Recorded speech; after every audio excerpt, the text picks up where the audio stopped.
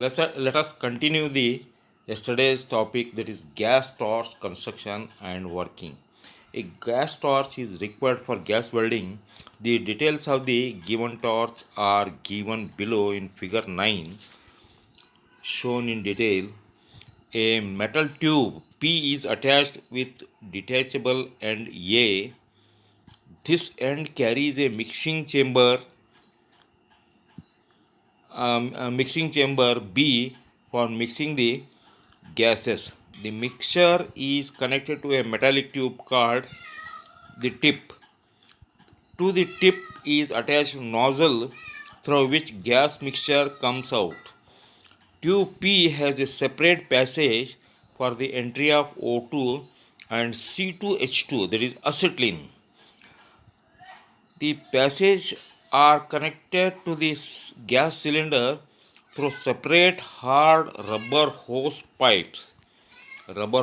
tubes.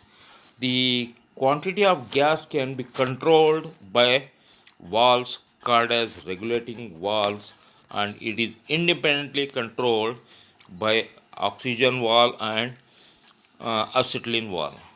The pressure of the gases are controlled at the cylinder end by operating the regulator and observing the gauges meant for this purpose. O2 enters through the central hole, whereas acetylene enters through the outer hole in the mixing chamber. Oxygen gas is delivered at a pressure of 0.17 bar or newtons per meter square square, and acetylene gas is delivered at 0.07 to 0.1 newtons per square. Oxyacetylene welding. When the oxyacetylene is mixed with oxygen in correct proportions and ignited, a flame is produced. The flame will have a temperature of about 3200 degrees centigrade. A gas torch is used for this purpose. Acetylene gas is let out through the torch and ignited first. The gas catches the fire and flame is produced. Oxygen is then let out to sustain the flame. By regulating the control valves, the quantity of both gases, that is oxygen and acetylene, can be adjusted so that the desired flame can be produced. The figure 5.6 shows the acetylene oxyacetylene welding process. Yes, this is the torch and this is the welded piece or welding piece. This is the oxygen cylinder and acetylene cylinder, and rubber hoses are connected to each, and you can see better. This is the mixing chamber here at the nozzle, and here thoroughly the gas and acetylene are mixed. The torch tip is there through which the mixture ejects, and at the end of the nozzle it is ignited, a flame is produced. The equipment consists of two large cylinders, one containing oxygen at high pressure and the other containing acetylene gas. Pressure regulators are fitted on the respective cylinders to control the pressure of the gas to the welding torch. A welding torch having controlling knobs which mixes both oxygen and acetylene in the proper proportion and burns the mixture. A spark ignites the mixture at its tip. The resulting flame at the tip have a temperature around 3200 degrees centigrade, which is sufficient enough to melt the workpiece. A slight gap usually exists between the two workpieces. A filler metal is used to supply the additional material to fill the gap. Advantages of gas welding process. Process is very simple. Controlling the temperature is very easy maintenance. Equipment is portable, it can be taken at any place. Eliminates the skilled operators. Any unskilled operator can weld. Temperature of the flame can be controlled depending upon the type and thickness of the material. Disadvantages: cannot be used for heavy sections. Yes, it is only used for thin sections, so that is the drawback. Flame temperature is less than the arc temperature.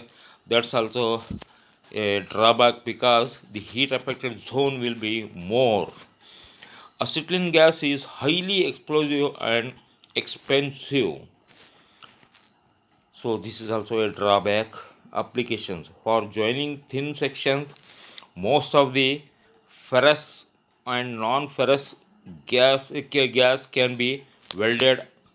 Automotive and aircraft industries, in sheet metal joining it is used extensively, so it is better to omit this oxyhydrogen welding. It is not mentioned for the syllabus. And now we will proceed for the next one.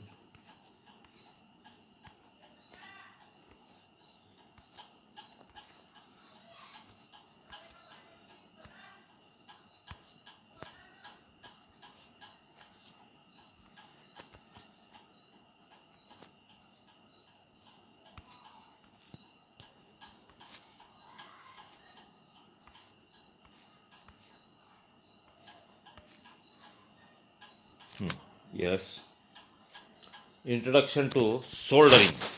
Soldering is a group of joining process used for joining the similar or dissimilar metals by means of a filler metal whose melting temperature is below 450 degrees centigrade.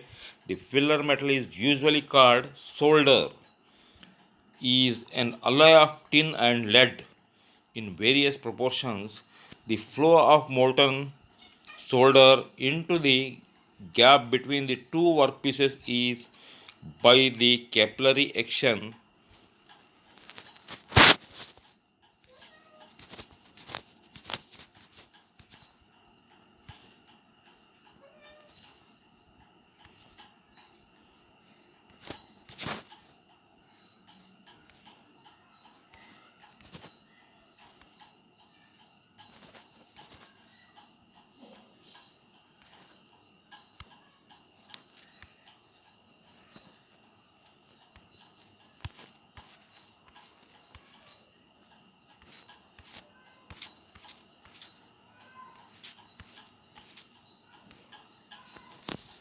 By the capillary action,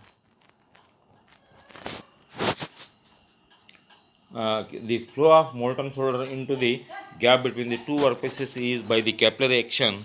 The solder cools down and solidifies, forming a joint.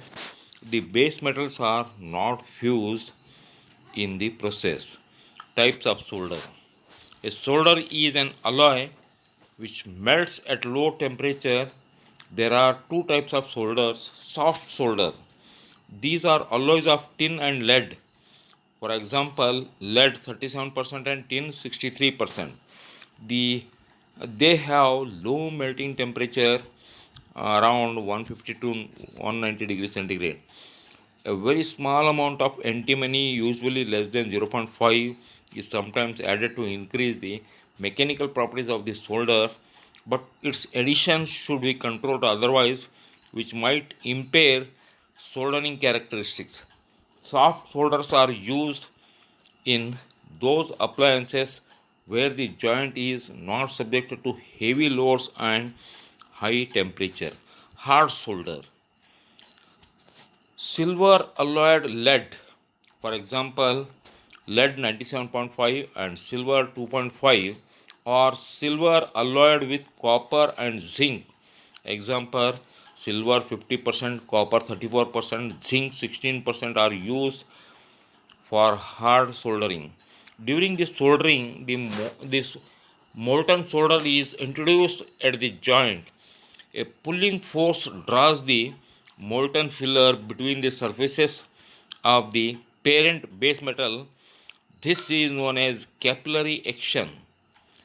Melting point of the hard solder is around 300 to 600 degrees centigrade and used to make strong joints that can resist high temperature. Surface cleaning and soldering flux. Capillary action, that is wettability, is achieved by proper surface preparation and use of suitable flux for wetting and cleaning the surface to be bonded. Surface preparation includes thoroughly cleaning the workpiece surface to remove contaminants like oil, rust, scale, paint, and other impurities, either mechanically, that is wire brushing, brushing techniques, etc., or chemically, soaking, cleaning, or acid etching. Once the contaminants are removed, the next step is to select a suitable flux. A soldering flux is a substance either in a liquid or semi liquid state that melts during the preheating stage of the preheating stage and spreads over the joint area, wetting it and protecting the surface from oxidation. The flux